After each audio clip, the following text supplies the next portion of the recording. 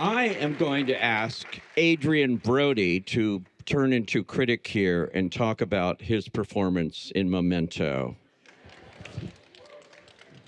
Masterful.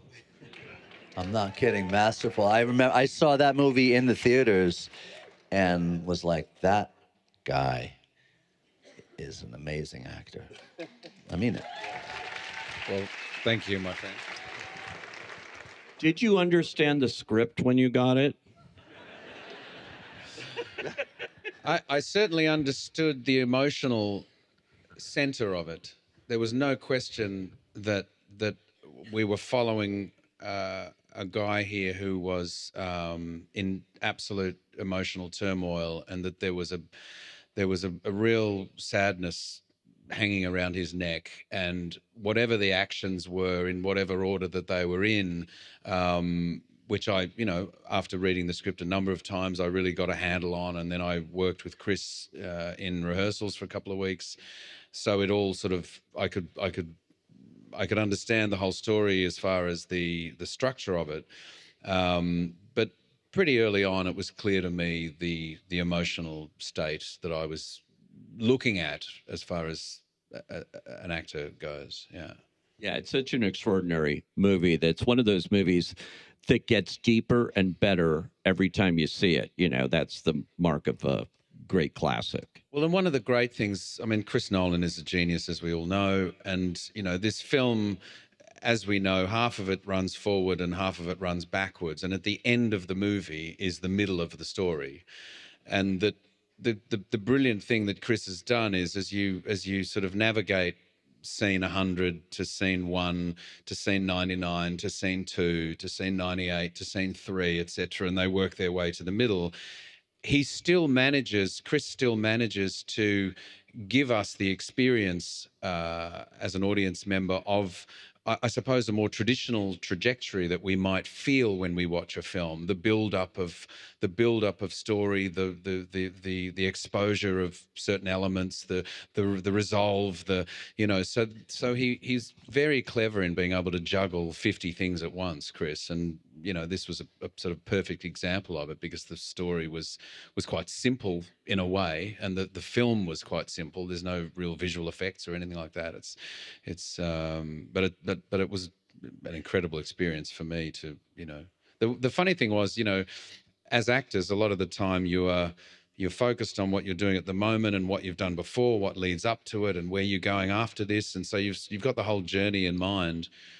This was one of those ones where I just had to let everything go and just focus on the scene at hand, and not even think about what I'd done before or what I'd done after, because it was irrelevant in a way. So it was quite a funny experience in that regard too. I just had too many props to deal with all the time. Cameras and notes and pens and yeah, it was a lot. There was a lot going on. It's amazing. Okay, we've now come to the portion of our show, the game show portion here, and I have a question in our game, and our game is called I Played Houdini. And I want anybody raise your hand who's played Houdini in the audience. Anybody has played Houdini? These two guys have played. I searched high and wide how I could connect you to besides The Brutalist. Looked up IMDb, looked up all these pages on Wikipedia. I could find nothing except Houdini, which you did in Death-Defying Acts in 2007, and you did a miniseries, two-part Houdini in 2014. So I got to know, what's the appeal of Houdini, and did you watch his Houdini before you did it? No, he was a bodybuilder and I was a magician, and you put the two together. Which Houdini are you going to go for the most? The real magician. What is it about Houdini that attracted these two great actors here? Tell me, Death-Defying Acts. Well, I mean, what a character! I mean, Houdini himself was such an astounding character and risk taker, and had sort of so much to prove, and was carrying so much on his shoulders. And I just found him utterly compelling. And the story that we told was a kind of a fictionalized story about him looking for the spirit of his mother, and so it really was a love story. So it was a delightful script, and it was with Gillian Armstrong directing, and Catherine Zeta-Jones and Saoirse Ronan were both in the film. So there was a lot to like about it, aside from the fact that it was Harry Houdini.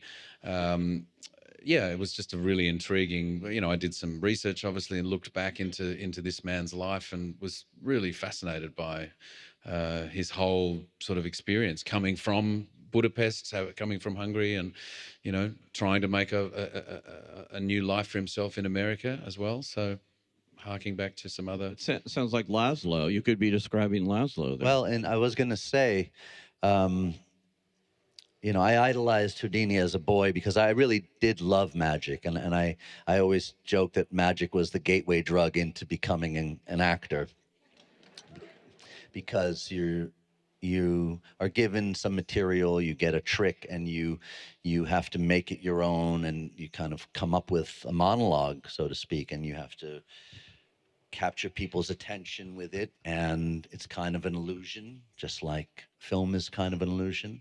And it's a wonderful thing. And Houdini, for any boy who's infatuated with magic, is someone that is one of the most revered. And